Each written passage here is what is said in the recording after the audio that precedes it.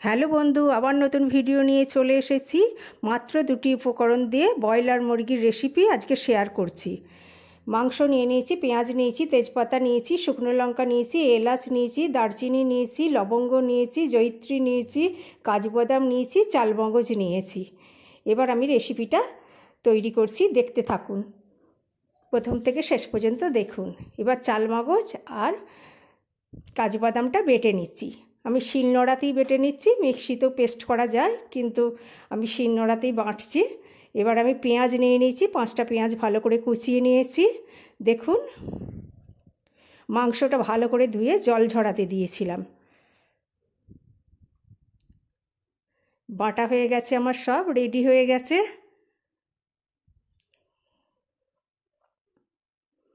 এলাচটাও paste করে নিয়েছি শিলনোড়াতে।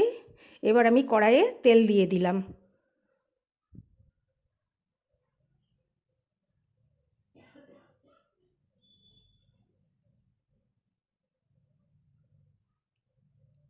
এবার দারচিনিগুলো দিয়ে দিলাম, তেজপাতাও দিয়ে দিলাম। এবার পেঁয়াজ কুচিগুলো দিয়ে দিলাম।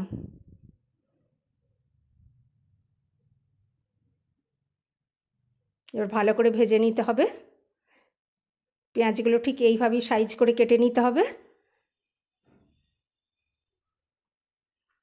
এবার আমি ভালো করে নেড়ে দিচ্ছি।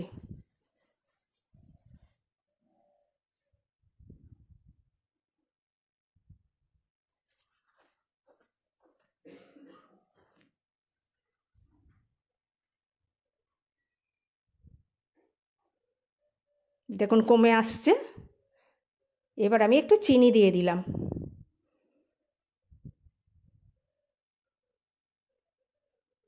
আপনারা না চাইলেও দিতে পারেন। আবার ভালো করে নেড়ে দিচ্ছি। দেখুন কালারটা চলে আসছে আস্তে আস্তে। পেঁয়াজটা ভাজা হতে একটু দেরিই লাগে।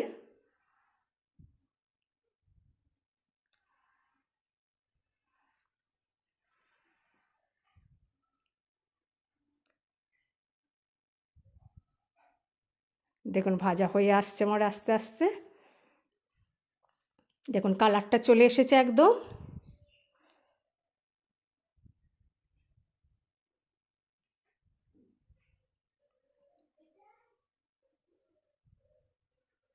আমি কিছুটা তুলে রাখছি, এটা পরে আমি দেব।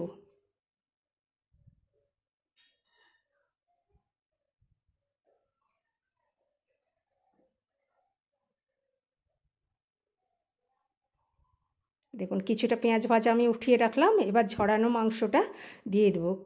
1 ঘন্টা আগে ঝরিয়ে রাখলে মাংসটার জল একদম ঝরে যায়। আর এটাও এখন ভেজে নিতে হবে, ম্যারিনেট করিনি।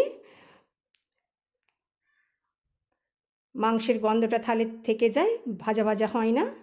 ওই জন্য পেঁয়াজের ওপর দিয়ে আমি মাংসটা ভালো করে ভেজে নেবো, একদম জলটা শুকিয়ে নেব মাংসের, যাতে গন্ধ না থাকে।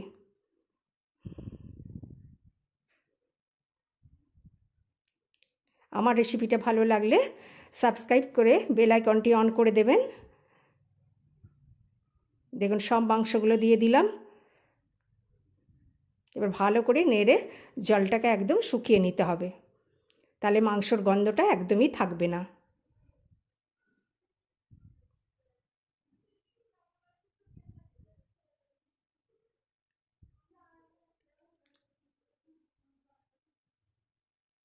জলটা ঝরাতে দিতে হবে অনেকক্ষণ আগে, যেন একটুও জল না মাংসের গায়ে থাকে, তাহলে ভাজাটা ভালো হবে আর মাংসের তরকারিটা টেস্টি হবে।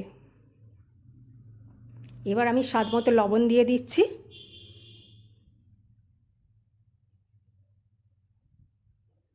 এবার জল ছাড়বে একটু, আবার নেড়ে দেবো।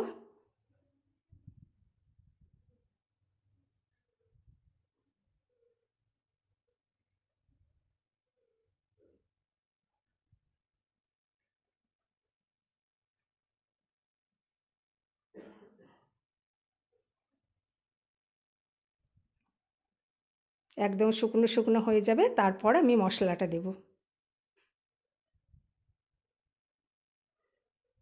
তাহলে একদম মাংসের গন্ধ থাকবে না। এইভাবে রান্না করলে ভালোই লাগে। এবার আমি আদা পেস্টটা দিয়ে দিলাম।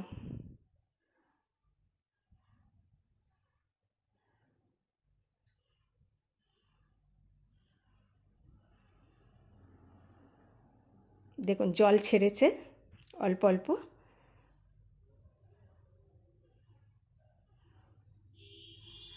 এবার আমি লঙ্কার গুঁড়ো দিচ্ছি। আপনারা যেমন ঝাল খাবেন সেই মতো দেবেন। এবার হলুদ গুঁড়ো দিয়ে দিলাম, ধনে গুঁড়ো দিয়ে দিলাম,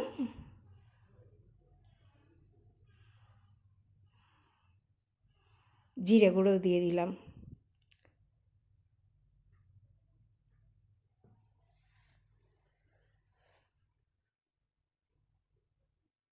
শুকনো লঙ্কা কটা দিয়ে দিলাম, তেজপাতাও আবার দিলাম 2টো। এবার ভালো করে সব মিক্সড করে দিতে হবে।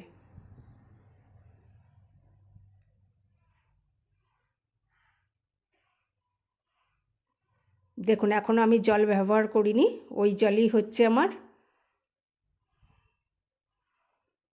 মশলার গন্ধটা যাতে চলে যায় সেই জন্য ভালো করে নাড়তে হবে।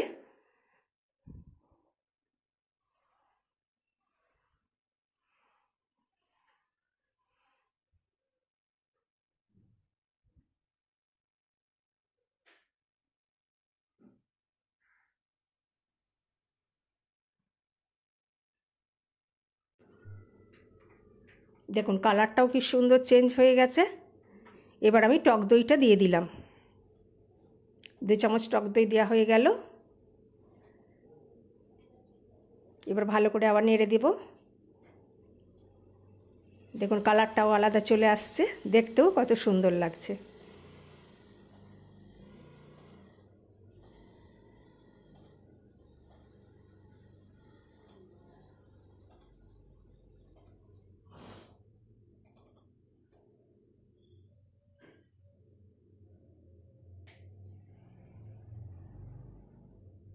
এবার ঢাকা দিয়ে দিলাম একটু।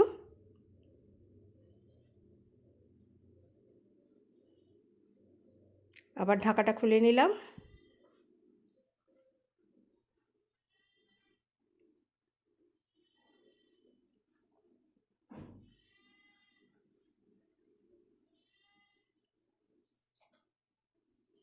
এবার কাজু বাদাম বাটাটা দিয়ে দিলাম।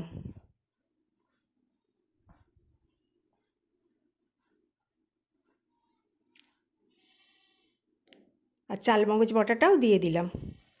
এবার ভালো করে নেড়ে নেব সব। আমার রেসিপিটা ভালো লাগলে বেশি বেশি শেয়ার করবেন, লাইক করবেন আর কমেন্ট করবেন। আর এইভাবে বাড়িতে বানাবেন, দেখবেন খেতে দুর্দান্ত লাগবে। দেখুন আস্তে আস্তে কালারটা চেঞ্জ হয়ে যাচ্ছে। জল কিন্তু আমি এখনও দিইনি, ওই জলই আমার রান্না হচ্ছে।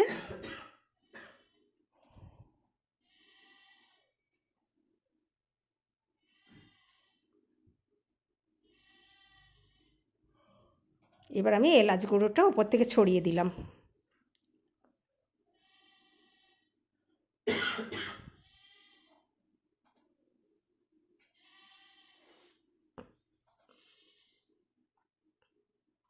এবার সামান্য জল দিলাম, তাও গরম জল।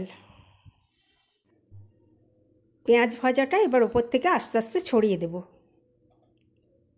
দেখুন দেখতে কত সুন্দর লাগছে। এবার হালকা হাতে নেড়ে দেব।